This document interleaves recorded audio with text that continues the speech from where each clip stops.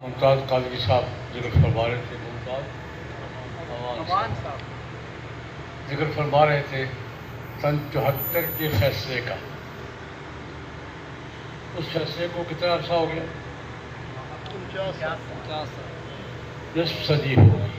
پہلی بات میں یہ یاد دلانا چاہوں گا، اس فیصلے کو نصف صدی ہو گئی۔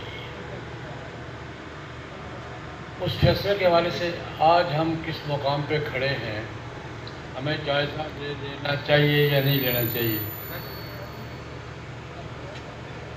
90 سال کی جدوجہد کے بعد وہ فیصلہ آیا تھا، قوم کا متفقہ فیصلہ تھا۔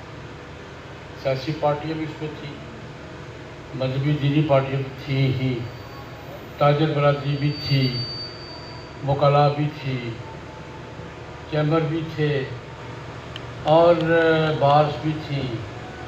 پوری قوم کا متفقہ فیصلہ تھا، قوم کا کوئی طبقہ باہر نہیں تھا۔ اس فیصلے سے نصف صدی ہو گئی ہے۔ میں پہلی گزارش تو اپنے آپ سے اور آپ حضرات سے اور تحریک ختم نبوت کے لیے کام کرنے والی جماعتوں سے یہ عرض کرنا چاہوں گا کہ 74 کے بعد اب 24 شروع ہونے والا ہے، 5-6 مہینے کے بعد۔ کیا ہمیں اپنی نصف صدی کی پوزیشن کا جائزہ نہیں لے لینا چاہیے؟ فیصلے کے کیا نتائج نکلے ہیں، کیا ہمیں ملا ہے، کیا نہیں ملا؟ ہم اس وقت فیصلے کے حوالے سے کہاں کھڑے ہیں، ہمیں جائزہ لینا چاہیے۔ 2 تبدیلیاں میں عرض کر رہا ہوں اس دوران، جو 2 تبدیلیاں ہوئی ہیں۔ ایک بات تو پہلے دن کی طرح ہے کہ قادیانیوں نے اس فیصلے کو نہ مانا تھا نہ مان رہے ہیں۔ مجھے مان رہے ہیں؟ قادیانیوں نے اس فیصلے کو آج تک تسلیم نہیں کیا۔ 74 کے بعد 10 سال انتظار کیا گیا کہ یہ فیصلہ تسلیم کریں، تو ٹھیک ہے، ملک کے نظام میں چلتے رہے جیسے باقی اقلیتیں یہ بھی چلتے۔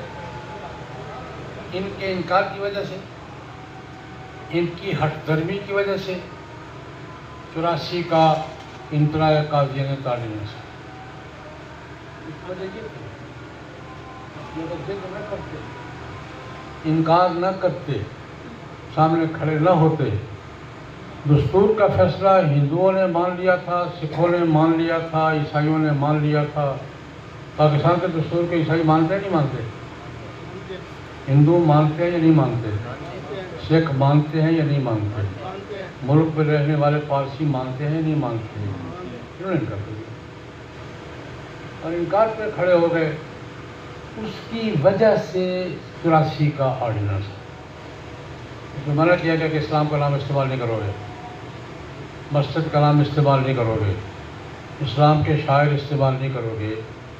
میں پھر دہراؤں گا بات کہ 84 کے امتناع قاضیانیت آرڈیننس کی ضرورت نہیں تھی، یہ اگر باقی اقلیتوں کی طرح دستور کو ماننے سے انکار نہ کرتے تو ضرورت تھی۔ اگر یہ ملک کی باقی اقلیتیں ہندوؤں کی طرح، سکھوں کی طرح، مسیحیوں کی طرح یہ دستور کا فیصلہ مان لیتے تو آرڈیننس کی ضرورت نہیں تھی۔ ان کی ہمدردی کی وجہ سے 84 کا آرڈیننس ہے۔ یہ 2 فیصلے ہمارے آرڈیننس جنرل ضیاء الحق مرحوم کا تھا، لیکن پارلیمنٹ نے منظور کر کے اس کو ملک کا قانون کا حصہ بنا دیا۔ اس کے بعد ایک تبدیلی میں یہ عرض کرنا چاہوں گا کہ قادیانیوں نے یہ کیا کہ اپنا ہیڈ کوارٹر اس وقت ربوہ تھا، ربوہ سے اٹھا کر کہاں لے گئے؟ یہ تبدیلی ہوئی ہے یا نہیں ہوئی؟ مرزا طاہر احمد یہاں سے چلے گئے کہاں؟ برطانیہ۔ انہوں نے ہیڈ کوارٹر کہاں بنا لیا؟ برطانیہ بنا لیا۔ وہاں بیٹھ کے ساری دنیا کے معاملات ڈیل کر رہے ہیں۔ لیکن ایک تبدیلی اس کے ساتھ یہ آئی، جس کی طرف میں توجہ دلانا چاہتا ہوں۔ انہوں نے صرف اپنا مرکز تبدیل نہیں کیا، اپنے مورچے بھی تبدیل کر لیے۔ پہلے ان کے مورچے یہاں سے ہم تقریر کرتے تھے قانون کہ مقدمہ ہوتا تھا، گرفتار ہوتے تھے، مقدمہ بھگتتے تھے. پہلے ان کے مورچے کام کے یہاں تھے. میں نے خود کئی مقدمے بھگتے. انہوں نے صرف ہیڈ کوارٹر منتقل نہیں کیا، مورچے تبدیل کر دیے. سن 84 کے بعد قادیانیت کے مورچے کون سے ہیں؟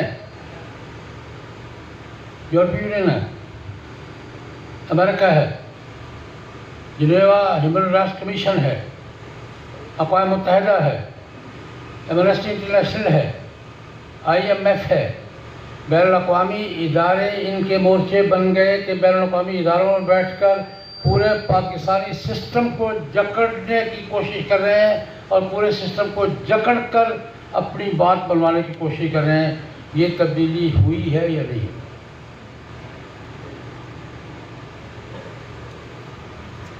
یہ تبدیلی ہوئی ہے یا نہیں ہوئی؟